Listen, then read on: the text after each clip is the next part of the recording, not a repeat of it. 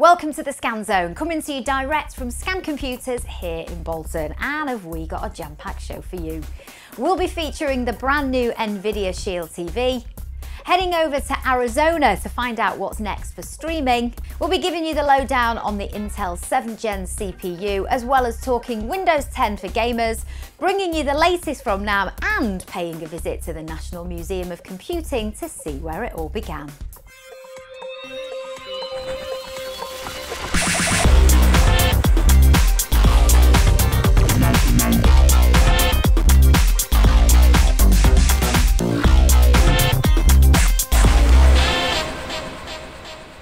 What an exciting start it's been to the new year, with CES in Las Vegas giving us lots to look forward to over the next 12 months. Scan Zone reporter Faith Orr takes a look at what we can expect to see from tech in 2017.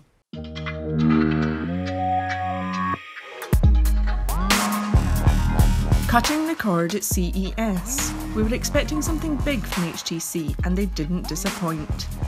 Among a host of new accessories revealed, the Vive virtual reality headset is going wireless with an upgrade kit set for release in the spring. It's a pricey add-on, but for those with powerful gaming PCs, well worth the investment. The headline notebook reveal came from Asus in the form of the ZenBook 3 Deluxe. It's an update to last year's release. It's added more ports, improved the keyboard and enlarged the screen to 14 inches, all while weighing in at just over a kilo. Last year, Faraday Future brought a concept car to Vegas. This year they're back, taking the finished article for a spin. The FF91 is a self-driving electric car with a 0 to 60 speed of just 2.39 seconds. That's faster than the Tesla Model S. Autonomous vehicles are so hot right now, even Nvidia is getting in on the action, demoing its own motor, the BB8. The car understands and interacts with the driver in natural spoken language as it negotiates lights, stop signs and junctions. Intel and BMW aren't being left behind either, working together on a fleet of 40 self-driving test cars which will be hitting the road later this year. All in all, an exciting time for the industry.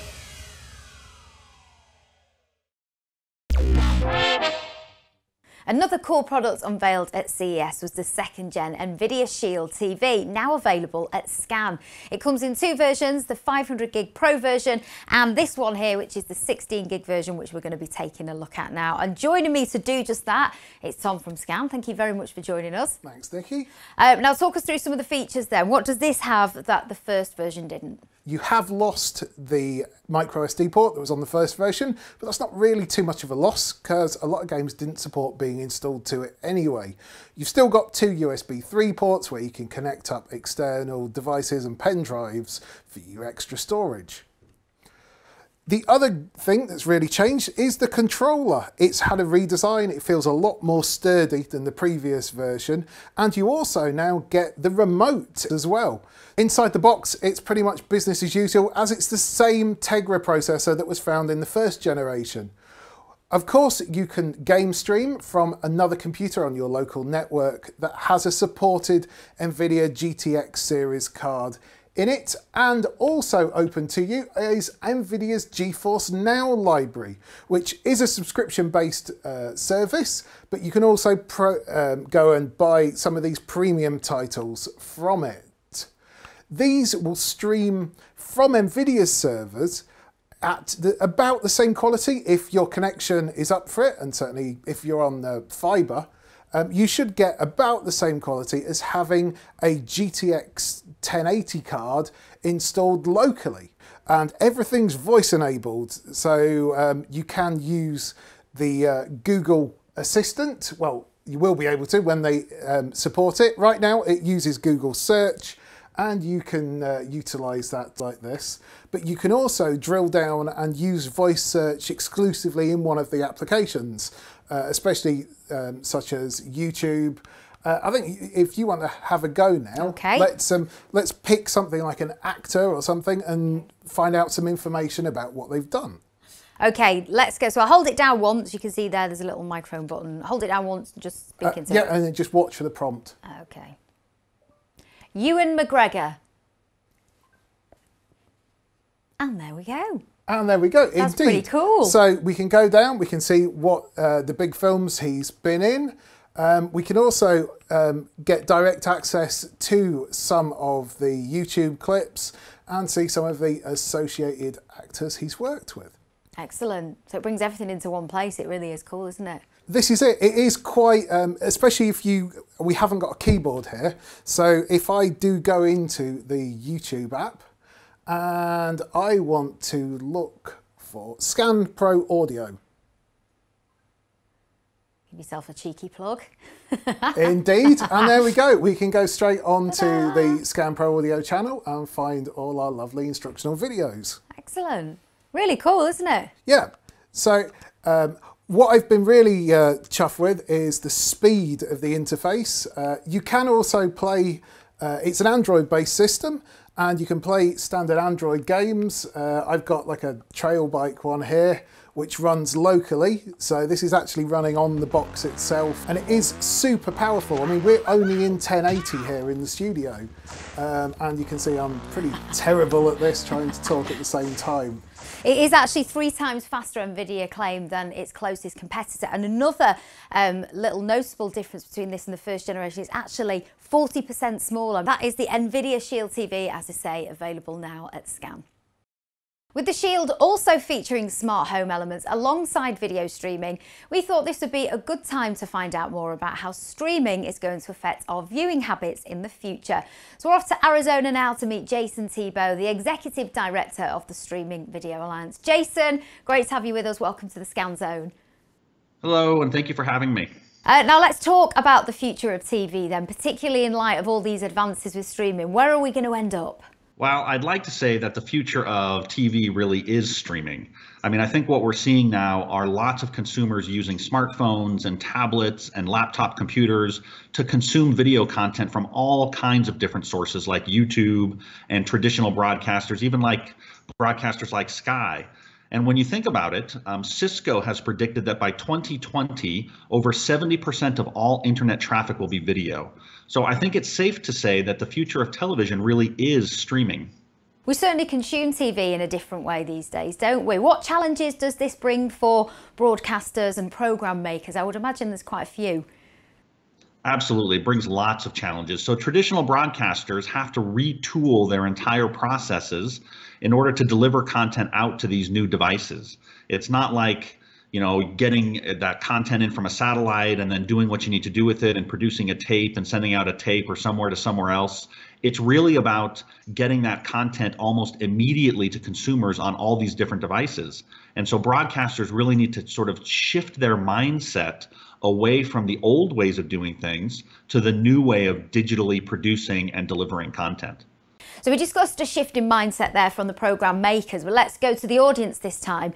How do you see audiences adapting to this, particularly maybe the older generation?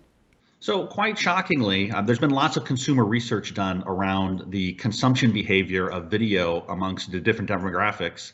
And shockingly, it's the older generation that have really embraced streaming as a way to consume video. Yes, they want their linear broadcast, they want their news at 6, they want their live sports events, but they're really accepting of this new way of getting content when and where and how they want to.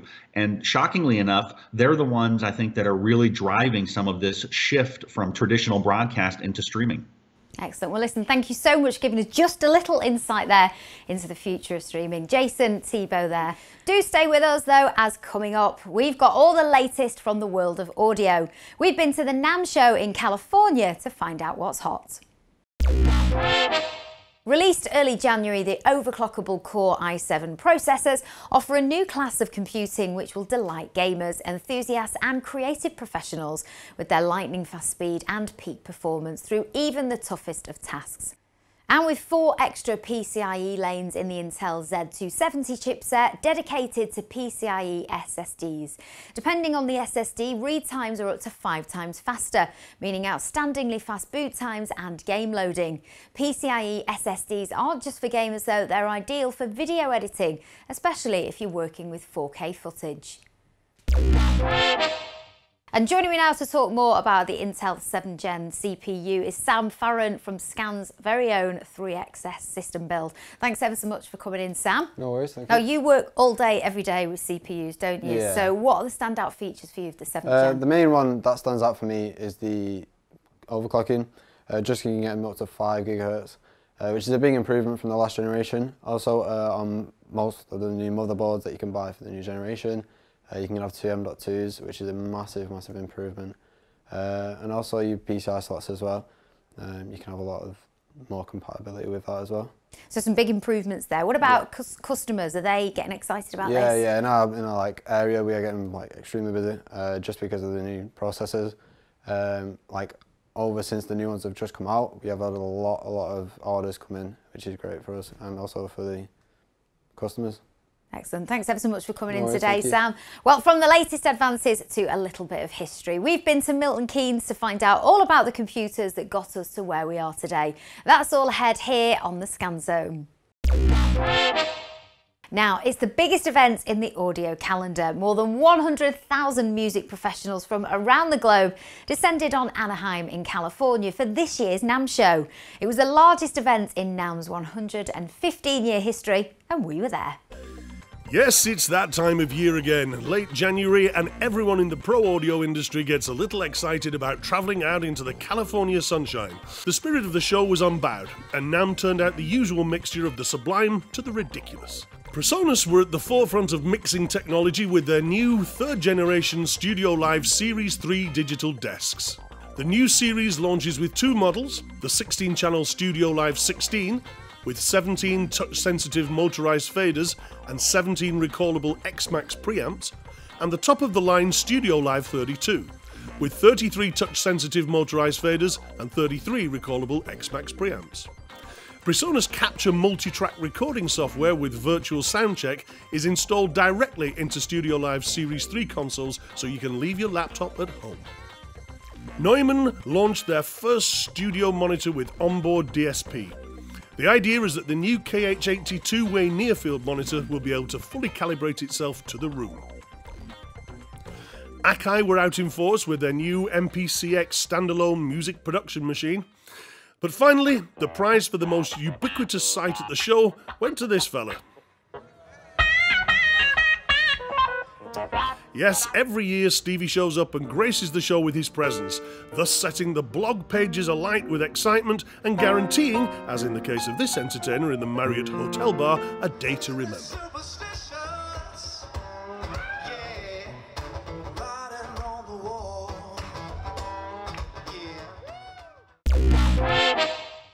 The start of a new year can be a stressful time with a feeling of having so much to accomplish all at once. But fear not, as we're here to help with some gadgets to help you relax. It's the part of the show we like to call the life hack. Unveiled at CES by the makers of NewCalm, Renew is a stress release technology which promises you'll feel like you've had 2 hours of deep sleep in the space of just 20 minutes. It consists of a wearable neurostimulator tied to a mobile app. Renew, which will be released in the autumn, triggers deep relaxation by mimicking patterns that the brain and body recognise as cues to relax, restore and rebuild. But if it's a boost to your mood rather than some R&R you need, Think could be the product for you. Launching in the spring, Think is billed as the first technology that actively changes the way you feel. The 3-component system gently stimulates nerves on the head and neck with safe, low-level electrical pulses. For those who struggle to get a good night's sleep because of noisy surroundings, Cambridge Sound's Nightingale could be the answer. It's the first smart home sleep system designed to mask common indoor and outdoor noises to help you sleep better every night. It also comes with a multicoloured LED nightlight and responds to voice alerts. Nightingale is available to pre-order direct from the manufacturer. And if all of this is putting you in the mood for a snooze, we even have something to make life a bit easier when you get up. Smart Duvet, the self-making bed. It's the world's first universal bed-making solution, a seamless device that places your duvet and sheets back in position every day at a time that suits you. Here at Scan, we're all about the future, always bringing you the next big thing. But every now and then, it's nice to look back at just how far technology's come. Scan's own reporter Anil Senghera has been in Milton Keynes learning all about the computers that got us to where we are today. I'm at the National Museum of Computing for an inside look at some of the pioneers of the computer age. Meet the Colossus. Now this beast is the world's first electronic computer. It was built to help decipher messages sent by Hitler during World War II. It shortened the war by many months and in the process saved tens of thousands of lives.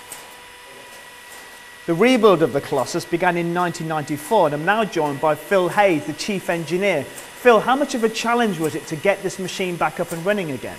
Well, it took a team of 20 people about 14 years to actually rebuild this machine. So Phil, can you show us how this incredible machine works? Yeah, well what we have here is the encrypted message. It's on paper tape. It's the fastest paper tape reader that has ever been built. Commercially, the fastest paper tape reader was 1,000 characters a second. This is running 5,000 characters a second and it's 1943 technology. Thanks Phil, fascinating. This is one of the most famous and successful supercomputers in history. The Cray 1 was first designed and manufactured by Cray Research in the USA in 1976. Now this particular machine was built in the early 1980s and you may recognise it. Images were circulated around the globe when it was first made. Sadly it's no longer in use because it would need a cooling plant twice this size. Now this beauty here is the world's oldest working digital computer, originally called the Harwell Decatron, and it was renamed Witch when it was won in a competition by Wolverhampton and Staffordshire Technical College. So Robert Dowell has taken his time out from his busy day here as an educational guide here at the museum. Robert, thank you. Just explain why this machine was so important at the time. It was one of a few. They didn't have that many computers, so you could count more computers inside your mobile phone than they had in the country. So this machine was designed to help make a nuclear reactor, do the calculations for them. Fascinating, thank you. You're welcome. Right, I've got something very special next, a real wander down memory lane. This is where the real fun lies, the museum's PC gallery, with desktop computers from the 1970s onwards. Ah, well, looks like I lost my touch. Anyway, there's plenty to see here. You've got Commodore 64s, Acorns, Spectrums, Amigas. I'm sure there's plenty I could learn about, but if you don't mind, I'm going to give this one a go.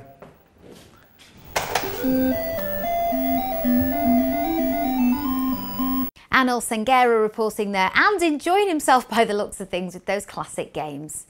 Well, let's bring things back to the future of gaming now, and I've been to visit Microsoft at their headquarters in Reading to talk about Windows 10. Ian, great to meet you. Now we're talking Windows 10 today and specifically why it's so great for gamers. Yes, let me tell you a bit about that. So Windows 10 has been built from the ground up to support games. Lots of things in it. Let me tell you about a few of them. The game bar, which includes game DVR, the Xbox app, the ability to cross-play across platforms, the ability to play a single game on Xbox and Windows 10. Xbox Live, of course, bringing your console games to the PC and friends. Things that used to be on the console are not on the PC, games such as Gears of War and Forza are now on the PC as well. And there's more, there's Play Mode coming, which will enhance your PC and make it work as well as it can with the games. And then Beam, of course, which allows you to broadcast your games to Xbox Live with a single click. So lots of very cool stuff in Windows 10 and coming as well. Loads of exciting features. Now, we're all about PC gaming at Scan, as you know, and you mentioned there about the Xbox app. At first hearing that, PC gamers might think that's not for me, but actually it is, isn't it? Could you explain that for us? Yes, for sure. So Xbox used to be a brand which was just the consoles. In the last few years, it's really broadened out to encompass gaming across the piece. So it includes PC gaming, and the Xbox app itself is pre-installed on Windows 10 It brings together your achievements and your activity timeline, your messages and your friends and so on, all into one place wherever you've played those games. Fantastic, and that's a free-to-use feature of Windows 10. Yes, for sure. Yes, that's right. And there's a nifty little feature on Windows 10 as well that I think gamers will be excited about. The ability to record, edit and even share your best gaming moments with pals. That's pretty cool. Yes, that's very cool, and that's built in. So that's called Game DVR. It's from the game bar. You press Windows G, brings the game bar up, and then you just press the record button. You're either going to record a video clip of whatever you've done in the game or a screenshot. Those are saved to your hard drive as standard film and image files, so you can share them. Some games you can actually share straight to Xbox Live as well. So you can show off to all your pals when you've done really well. Let's talk about some of the technology behind it. Yes, let me talk about DirectX a little bit. It's been in Windows for many years. It's the tech that really brings the games to life and gives those high-res graphics and great sound. We're now at DirectX 12, which is exclusive to Windows 10. And if you are playing a game that's been built with DirectX 12 in mind, you're going to get the absolute best from it when you're playing. There's never been a better time to play Windows games. Excellently put. Ian, thank you very much for your time. Great to meet you. You too, thanks. There certainly hasn't, and of course here at Scown we have all you need for your gaming. Check out our snazzy new website and you can get involved on our social channels too. And if you're watching on YouTube, why not give us a cheeky subscribe. If you have any suggestions on what you'd like to see here on the Scan Zone, do let us know. Just before we go, the Scan Zone team would like to say thank you to everyone who supported the Adobe Creative Cause. Last year, Scan joined up with Adobe to run a competition in aid of youth charity The Prince's Trust and raised over £16,000 in the process. We travelled down to the Adobe HQ in Maidenhead to help choose the winner of the competition. There are over 500 submissions, each one taking its inspiration from work carried out by The Prince's Trust. It was a tough call, but the deserving winner was Stuart Burton from the West Midlands. His artwork, Lost and Found, explores the contrasting themes of isolation and hope. Stuart tells us he's over the moon with his haul of prizes. A Scan 3XS Ultimate 2D Plus workstation, hooked up to a Logic keyboard for Photoshop, and a BenQ 4K monitor, a Manfrotto Red Bee backpack, and tripod for the newly minted Canon 5D Mark IV, provided by fellow sponsor Canon. The final cherry on the cake, a 1-year free subscription to Adobe Creative Cloud and Adobe Stock. Congratulations, Stuart. That's it for today's show. We'll see you next time.